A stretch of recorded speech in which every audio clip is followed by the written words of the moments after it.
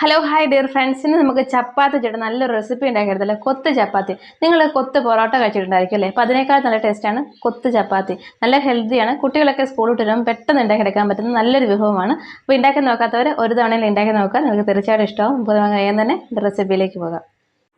ഞാനിപ്പോൾ ഇവിടെ 4 ചപ്പാത്തി എടുത്തിട്ടുണ്ട്. രാവിലത്തെ ബ്രേക്ക്ഫാസ്റ്റ് ചപ്പാത്തി ആയിരുന്നു. അപ്പോൾ നമുക്ക് ഈവനിങ്ങിൽ ഇതുപോലൊരു സ്നാക്സ് ഉണ്ടാക്കിയെടുക്കാം. അല്ലെങ്കിൽ നമുക്ക് വൈകിട്ട് ഡിന്നറായിട്ടാണെങ്കിലും എടുക്കാം. ഒരു ചപ്പാത്തി എടുത്തിട്ട് ഇതുപോലെ ചെറുതായിട്ടൊന്ന് റോൾ ചെയ്ത് കൊടുത്തതിന് ശേഷം ഒന്ന് കട്ട് ചെയ്തെടുക്കണം. വളരെ തിന്നായിട്ടാണ് ഞാനിവിടെ കട്ട് ചെയ്ത് കൊടുക്കുന്നത്. അപ്പോൾ നിങ്ങൾക്ക് ഇഷ്ടം അനുസരിച്ച് കട്ട് ചെയ്യാമേ. ഒന്നുകിൽ കൈ വെച്ചിട്ട് ഇങ്ങനെ പിച്ചി പിച്ചി എടുക്കാം. അതല്ലെങ്കിൽ ഇപ്പോൾ നമ്മൾ ബ്രെഡൊക്കെ കട്ട് ചെയ്യുന്ന പോലെ സ്ക്വയർ ആയിട്ട് കട്ട് ചെയ്യാം. അത് ഓരോരുത്തരുടെ ഇഷ്ടം അനുസരിച്ച് മാറ്റം വരുത്താമേ. ഇവിടെ കുട്ടികൾക്ക് ഇതുപോലെ നൂഡിൽസിൻ്റെ ആ ഒരു രീതിയിൽ കട്ട് ചെയ്യുന്നതാണ് ഇഷ്ടം. പാൻ ചൂടായി വന്നിട്ടുണ്ട്. നമുക്കതിലേക്ക് കുറച്ച് ഓയിൽ ചേർത്ത് കൊടുക്കാം. അപ്പോൾ നിങ്ങൾക്ക് ഓയിലോ നെയ്യോ ഏത് വേണമെങ്കിലും ചേർത്ത് കൊടുക്കാം. ഞാനിപ്പോൾ ഇവിടെ വെജിറ്റബിൾ ഓയിൽ ചേർത്ത് കൊടുത്തേക്കുന്നത്. ഓയിൽ നന്നായിട്ട് ചൂടായിട്ട് വരുമ്പോഴത്തേക്കും നമുക്കിതിലേക്ക് ഒരു ചെറിയ കഷ്ണം ഇഞ്ചി, പിന്നെ ഒരു കുഞ്ഞ് പച്ചമുളക്, ഇത് രണ്ടും കുഞ്ഞു